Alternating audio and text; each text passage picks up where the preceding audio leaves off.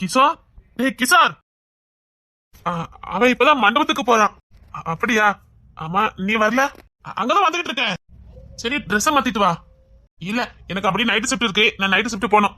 இதே இருக்கட்டும். வேண்டாம்டா, அது மண்டபத்தை வச்சு மாத்திக்கலாம். ஒரு ட்ரெஸ் எடுத்து போட்டுட்டு வா. இல்ல, அது டைம் இருக்காது. நான் அங்க போய் நின்னோம்னா எல்லார்கிட்ட பேசிட்டே நிப்பேன். நேரம் போறதே தெரியாது. அப்புறம் ட்ரெஸ் மாத்த நேரம் ஆயிரும். இருக்கட்டும், இதே போதும். நான் இப்படி இருக்கேன், என் புள்ள இப்படி இருக்கானே. டே, ஏதாவது ஒரு ட்ரெஸ் எடுத்து போட்டுட்டு வாடா. இல்ல, இருக்கட்டும். நீங்களும் மண்டபத்துக்கு போறீங்க? ஆமா. சரி வாங்க, நான் பைக்ல தான் போறேன். ட்ராப் பண்ணிடுறேன். வேணாண்டா, ஒரு ட்ரெஸ் எடுத்து போட்டுட்டு வாடா. இல்ல சார், நான் எப்பவுமே இப்படிதான் இருப்பேன். எல்லாருக்குமே தெரியும். 2 நாள் தொடர்ந்து லீவ் எதாவது எடுத்தாதான் நான் ட்ரெஸ் சேஞ்ச் பண்ணுவேன். இல்லைன்னா இப்படிதான் இருப்பேன். அவசரத்துக்கு கூப்பிடுவாங்க, போகணும். இருக்கட்டும், நீங்க வாங்க. சரி, நீ போயிட்டு நான் வரேன். சரி. என் பிள்ளைய நான் இப்படி அனுப்பிட்டு நான் மட்டும்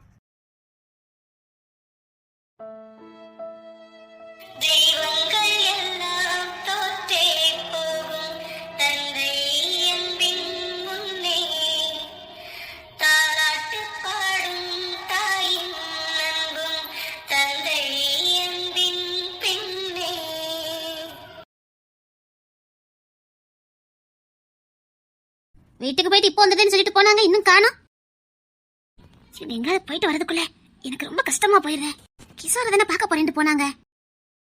அன்னைக்கிளி போன நேரம் வார நேரமா என்ன பயமா இருக்காதா? நீங்க எங்கேயாவது போயிட்டு வரதுக்குள்ள எனக்கு ரொம்ப பயமா இருக்குது. என்ன சின்ன பையனா தொலைஞ்சு போறதுக்கு? போதும், 20 வருஷம் தொலைஞ்சு போனதே போதும். சரி, கவலைப்படாத. நான் எங்க போவேன் விட்டுட்டு? பயமாயிருங்க.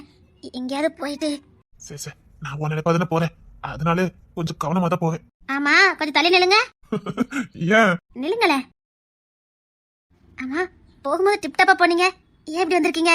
ஃபங்க்ஷன் ஆரம்பிக்க போதுன்னு தெரியல. நீ இந்த குளத்துல இருக்கதே எனக்கு பெரிய வலி. இப்போ என் புள்ள வேற. என்ன சொல்றீங்க? ஃபங்க்ஷனுக்கு கிளம்பி வந்திருக்கான். அவன் வந்திருக்க சைஸ பாரு. என்ன யூனிஃபார்ம் வந்துட்டானா? எவ்வளவோ சொன்னேன், ட்ரெஸ் மாத்திட்டு வாடான்னு. அவனுக்கு நைட்டு டூட்டியா இருக்கும், அதான் மாத்திருக்க மாட்டான். மீனா, தமிழ், செம்பகலி எல்லாரும் சொல்லியாச்சு. அவன் கேட்கவே மாட்டான். அவன் அப்படிதாங்க வருவான். அவனுக்காக நீங்க ட்ரெஸ் மாத்திட்டீங்களா? அது எப்படி என்னால முடியும் அன்னைக்கிலே? புள்ள அப்படி இருக்கும் போது நான் எப்படி? எனக்கு இது போதும். எங்க அவன் எப்பவுமே அப்படிதாங்க இருப்பான். எங்க நீங்க முன்ன ஸ்டேஜுக்கு போனோம், ஆட்கள் வருவாங்க, சொந்த பந்தம் வரும், உங்க கூட படிச்சவங்க, உங்க ஃப்ரெண்ட்ஸ் எல்லாம் வருவாங்க. நீங்க போய் மாத்திட்டு வாங்க. பரவாயில்ல, என் புள்ள அப்படிதானே நிக்கான். எனக்கு ஒண்ணும் பெருசா தெரியாது. பேரன் பேத்தி எடுத்து வந்தானே, பரவாயில்ல. எங்க வேண்டாங்க. சரி, நான் போய் சதீஷ் ட்ரெஸ் மாத்த சொல்றேன். எங்க அவன் வந்துட்டான். அம்மா வா. என்னம்மா, இன்னும் ஒருத்தர் வரலையா? சத்தம் ஒருத்தர் வரலையா? வருவாங்க, இனிமேதான் வருவாங்க. நீ என்ன ஃபங்க்ஷனுக்கு காவலுக்கா வந்திருக்க? ஏமா? போய் சட்டை மாத்திட்டு வா. தமிழ் உனக்கு ட்ரெஸ் எல்லாம் எடுத்து வந்திருக்கா, போய் மாத்திட்டு வா போ. ஏமா, எனக்கு 9 மணிக்கு டியூட்டிக்கு போகணும். வேண்டாம், இதே போதும். மணி சாயங்காலம் 6 தானே ஆகுது. 9 மணி தானே போனோம். ஒரு மணி நேரம் வந்து ட்ரெஸ் மாத்திட்டு நில்லு. வேண்டாம்மா. அன்னைக்கு போட்ட ட்ரெஸ்ஸையாவது போடு போ. என்ன சதீஷ் வந்துட்டாவளா? வந்துட்டேன். அம்மா, வீட்டுல திறந்து போட்டு வந்திருக்கீங்க. குமார் வீட்ல இருந்தாவளே. அவனை நம்பி வீட்டை ஒப்படைச்சிட்டு வந்திருக்கேன். அவன் எல்லாத்தையும் திறந்து போட்டு போயிட்டான். அவங்க கிட்ட 1000 வாட்டி படிச்சு சொன்னாலும் சரி. சரி, நீங்க வாங்க. ட்ரெஸ் எடுத்து வச்சிருக்கேன், வந்து போடுங்க வாங்க. இல்ல, எனக்கு இது போதும். ஒழுங்கா வாங்கன்னு சொன்னேன். வேண்டாம், இருக்கட்டும். கூப்பிடுறல ட்ரெஸ் மாத்து போ. வாங்க, ட்ரெஸ் எல்லாம் தேய்ச்சு வச்சிருக்கேன், வந்து போடுங்க வாங்க. இப்ப ஆட்களெல்லாம் வர ஆரம்பிச்சிடுவாங்க, சீக்கிரம் வாங்க. சரி. போ, ட்ரெஸ் மாத்திட்டு நில்லு போ. சரிங்கம்மா. மதனி கிஷோர்ல அந்த ரூம்ல இருக்காங்க, அந்த ரூம்ல எடுத்து கொண்டு வச்சிருக்கேன், போய் மாத்திடுங்க போங்க. அந்த ஒயிட் ட்ரெஸ் தானே? அதேதான். இன்னும் ஒரு வருஷம் அத போட்டு அடிச்சாதான் அடுத்து மாத்துவிய, அப்படிதானே? அது கொஞ்சம் நல்லா இருக்கு, அதே போதும். அதான் எடுத்துட்டு வந்திருக்கேன், போய் மாத்துங்க. ரொம்ப தேங்க்ஸ்மா. ஏன்பா, என்னாச்சுடே? நான் இவ்வளவோ சொன்னேன், மாத்த மாட்டேன்னுட்டான். நீ அவன புள்ள மாதிரி அதட்டுனே போயிட்டானே. இவளுக்குலாம் பயப்படுவான். அதுக்காக நம்ம விட்டு போய் அப்படியே விட்டுருவோமா? அவ எப்படி ட்ரெஸ் மாத்தாம தான் வரும்னு எங்களுக்கு நல்லா தெரியும். அதான் நாங்க கொண்டு வந்துட்டோம். சரிம்மா, உங்களை மாதிரி பிள்ளைகள் இருக்கிற வரைக்கும் இந்த குடும்பம் ஒரு நாளும் பிரியாது. பிரியும் விட மாட்டோம் மாமா. நாம எல்லாருமே ஒண்ணுக்குள்ள ஒண்ணு. இது போதுமா?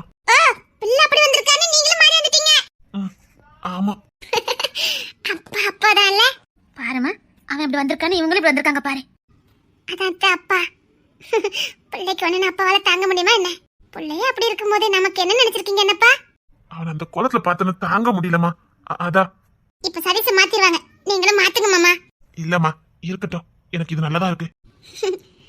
நல்லப்பா. எங்களுக்கு இப்ப அப்பா இல்லங்கிற குறையே தெரியலப்பா. ஐயோ தங்கமே, வா. முத்து மாதிரி கடவுள் எனக்கு மருமக்க மாதிரி கொடுத்திருக்காரு. இல்ல, மகள்களை கொடுத்திருக்காரு. அப்பா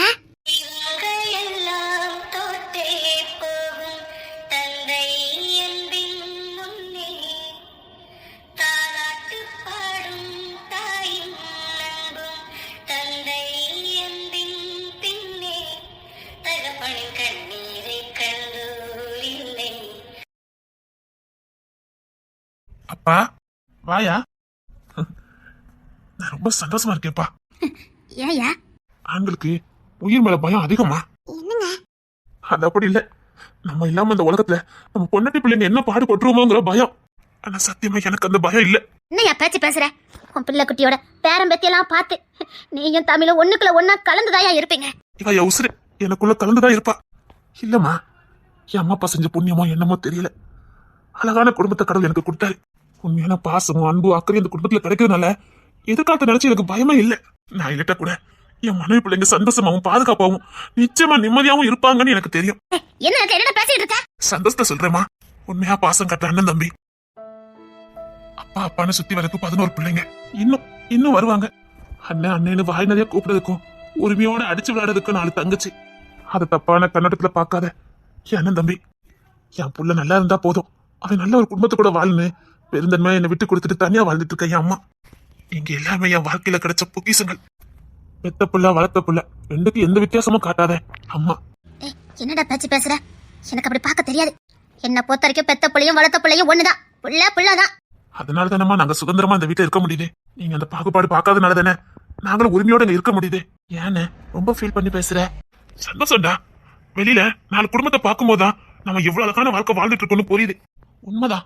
இந்த குடும்பத்தை கலைக்காம இப்படியே நம்ம பிள்ளைங்களுக்கு பிள்ளையா வாழ்ந்துட்டு இருக்கணும். நம்ம அப்படித்தானே வாழுவோம்.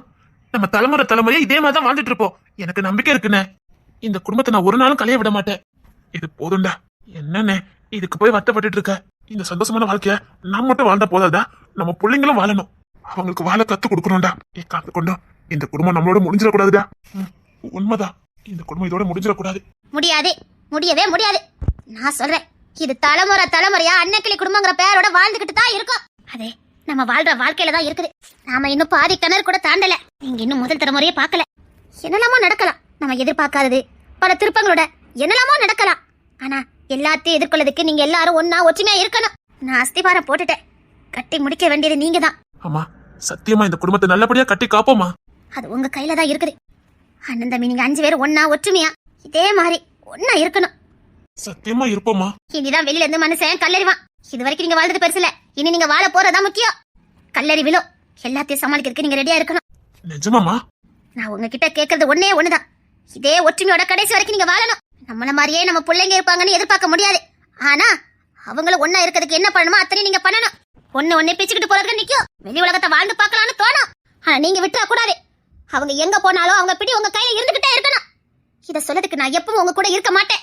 இப்ப சொல்றேன், இதே வீட்டுல பிள்ளைங்க வெளியில போய் பார்த்துட்டு வரணும்னு தோணும். நாமளும் வெளி வாழ்க்கைய வாழ்ந்து பார்க்கணும்னு தோணும். போவோம், போயிட்டு வரோம். ஆனா பிடி உங்க கையில தான் இருக்கணும். அடுத்த தலைமுறையை கொண்டு போறதே நீங்களா தான் இருக்கணும். இங்கதான் ரொம்ப தெளிவா இருக்கணும். மனுஷங்க தானே, எப்பவும் உங்க கூட இருக்க முடியாதே. அம்மா, உங்களுக்கெல்லாம் அப்பப்ப நான் எதுக்கு சொல்லிக்கிட்டே இருக்கேன்னா, எனக்கு அப்புறமா இந்த குடும்பம் நிலைச்சு நிக்கணும். இதே ஒன்னா ஒற்றுமையா நீங்களாம் வாழணும். அத வானத்துல நட்சத்திரமா இருந்து நான் அதை பார்க்கணும். இதை விட எனக்கு பெரிய ஆசை எதுவுமே இல்ல. என் ஆசை நிறைவேறதும் நிறைவேறாம போகிறதும் உங்க கையில தான் இருக்குது.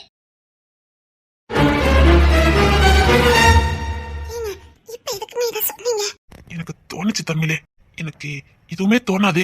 இன்னைக்கு தோணுச்சு. என்னைக்காவது வாய் பேசுறத பாத்திருக்கியா? அதானே, இவர் எப்பவும் வாயை திறக்க மாட்டாரே. ஆமால, இது உங்களுக்கு பிரச்சனையா?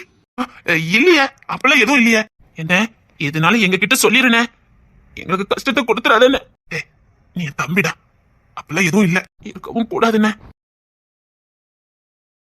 ஆமா, இவருக்கும் பக்கத்து டப்பாக்கு என்ன சம்பந்தம்? ஏன் நம்ம குடும்பத்து மேல இவ்வளவு பாசமா இருக்காரு? எங்களுக்கெல்லாம் அண்ணனா இருந்து எங்களை வழி நடத்துன. என்னடா வருத்தப்பட்டுட்டு நான் இருக்கேன்டா.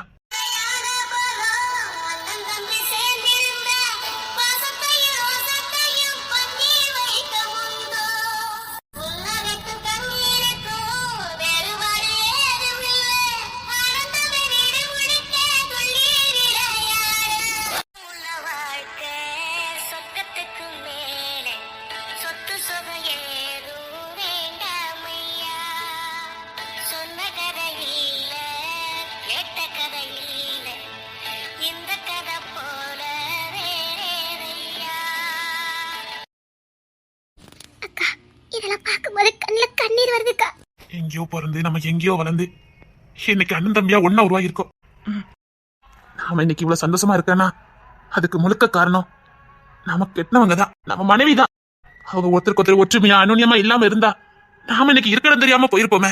இன்னைக்கு இந்த குடும்பம் பிரியாம ஒண்ணுக்குள்ள ஒண்ணு அனுநியமா ஐக்கியமா இருக்குன்னா அவங்க எல்லாரும் ஒன்னா ஒற்றுமையா இருக்கிறதுனாலதான். ஒரு குடும்பம் சந்தோஷமா இருக்கிறது காரணம் அந்த வீட்டு பொம்பளை கையில தான் இருக்குன்னு சொல்லுவாங்க. நம்முடைய சந்தோஷமே நம்ம மனைவி மாதிரிதான். அவங்க அந்த குடும்பத்தை கட்டி காக்குற விதம் தான். அவங்களுக்குள்ள நீ பெரியவளா நான் பெரியவளங்கிற பாகுபாடு இல்ல. ஓ போஸ் அதிகமா சம்பத்தி பண்றானா இல்ல என் போஸ் அதிகமா சம்பத்தி பண்றானுங்கிற ஈகோ இல்ல. நீயும் நானும் ஒண்ணு, நீயும் நானும் ஒரே உசுன்னு நினைக்கிறதுனாலதான் நாம இன்னைக்கு ஒன்னா ஒற்றுமையா இருக்கோம்.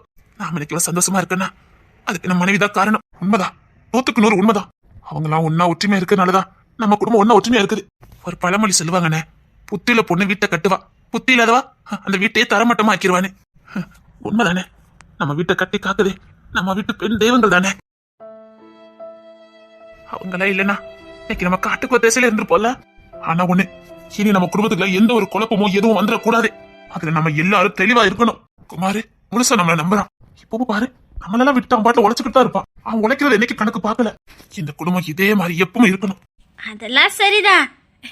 இந்த குடும்பத்தை உருவாக்குறதுக்கு காரணமா இருந்தாலே ஒருத்தி, அவளை எங்க ஆணி வேற என் செல்ல தங்கச்சி.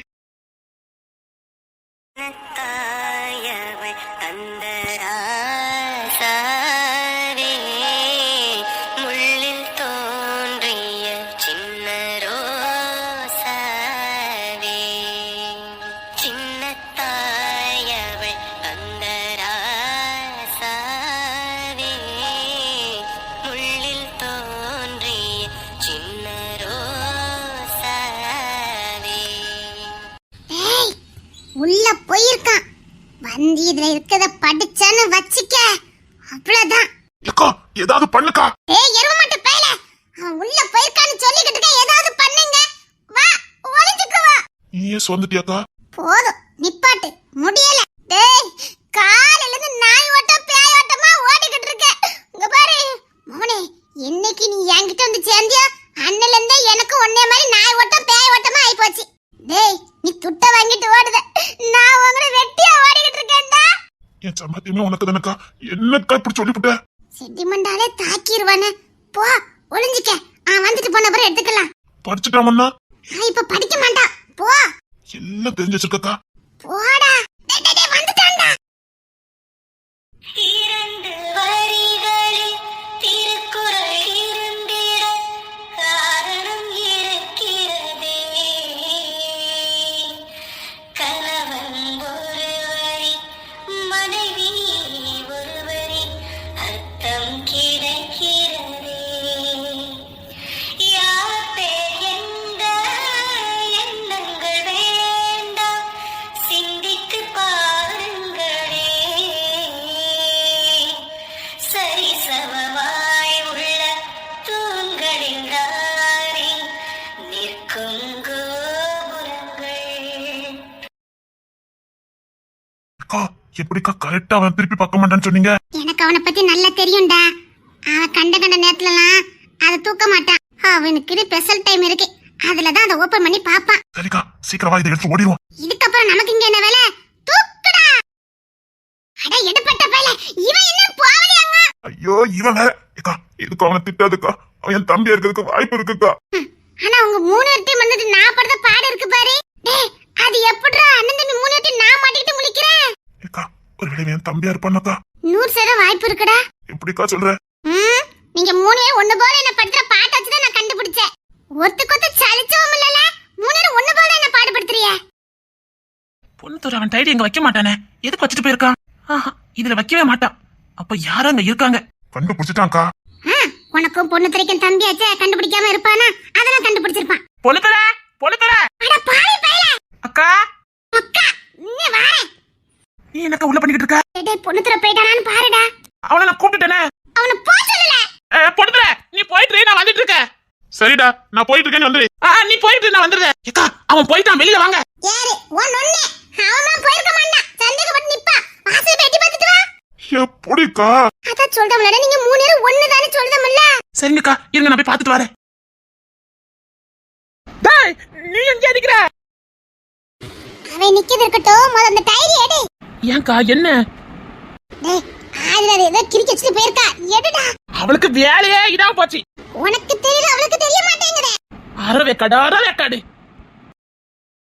சத்தியமா இவன் என் தம்பியே தான்க்கா. கோவப்படும் போது பாருங்க பொண்ணு தர கோவப்பட்ட மாதிரியே இருக்கு பாருங்களா. என்னத்த கிரிக்க வச்சுட்டு போனான்னு தெரியலையே. ஓ அதானே பார்த்தேன் டைரிங் இருக்கேன்னு.